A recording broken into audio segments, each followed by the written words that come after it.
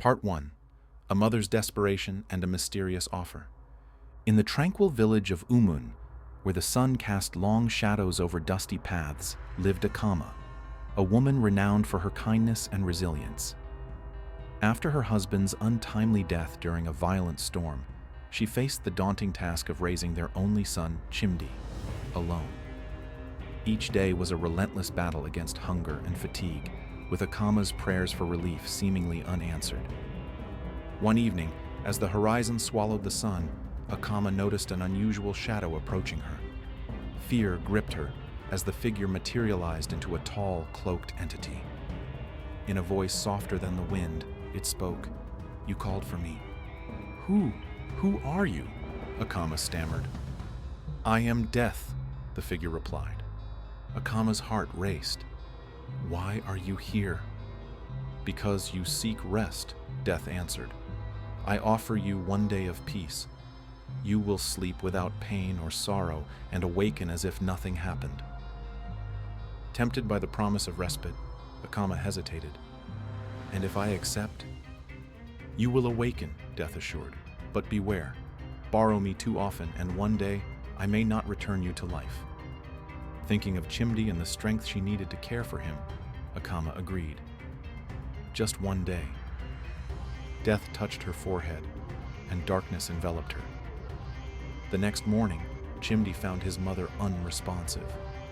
"Mama, wake up!" he cried, but Akama remained still.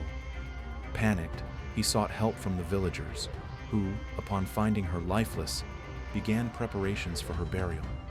However, the village's native doctor sensed something amiss. Kneeling beside Akama, he listened beyond the silence. "Her spirit lingers nearby," he declared. "Do not bury her yet. Wait until tomorrow." Confused but trusting, the villagers kept vigil. At dawn, Akama gasped, her eyes opening to the new day. The villagers recoiled in shock, while Chimdi embraced her, tears of joy streaming down his face. Akama had borrowed Death and returned, unaware of the profound consequences her choice would bring. Part 2. The Dangerous Temptation of Borrowed Death. Akama's initial encounter with Death left her rejuvenated, free from the chronic pain that had plagued her. The villagers hailed her revival as a miracle, and her son Chimdi clung to her, fearful of losing her again. Yet, Akama harbored a secret. She had borrowed Death's respite and knew she could do it again. Determined to utilize her renewed vigor, Akama immersed herself in labor, gathering firewood, tilling fields, and assisting neighbors for food. Despite her efforts, hunger remained a constant companion, and Chimdi grew increasingly frail. One night, overwhelmed by exhaustion, Akama gazed at the stars and recalled the tranquility of Death's embrace.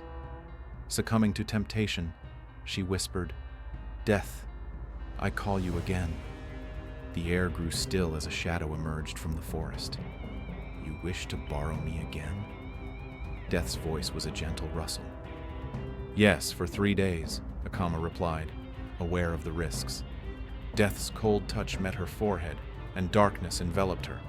To conceal her absence, Akama had informed her neighbor, Mama Inki, of a trip to a distant farm, ensuring Chimdi's care. After 3 days, she awoke at dawn, revitalized.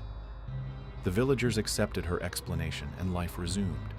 However, borrowing Death became Akama's clandestine escape. Initially, she sought respite sparingly, but soon her absences extended. One day became 3, then a week. Fearing premature burial, she retreated deeper into the forest for her slumbers. Chimdi noticed. "Mama, why do you always go away?" he asked, tears in his eyes. Akama forced a smile. "I go to find food for us, my son. Don't worry. Mama always comes back." But Chimdi's trust waned. He often wept at her departures, fearing she wouldn't return. Akama convinced herself that borrowing Death was for his sake, to work harder, to endure. One evening, as hunger gnawed, Akama ventured into the forest, requesting 2 weeks from Death. 2 weeks? Death's voice was softer. "Are you certain?" Akama nodded, and darkness claimed her once more. In the village, concern grew over Akama's prolonged absence. Mama Inky voiced her worries, prompting a search party. They discovered Akama beneath an ancient tree, her body cold and still. Chimdi's anguished cries pierced the air. The native doctor examined her and shook his head. Her spirit is gone. This time death has refused to return her. The villagers, once awed by her miraculous returns, now understood. Akama had borrowed death too often. In the end, death had claimed her permanently.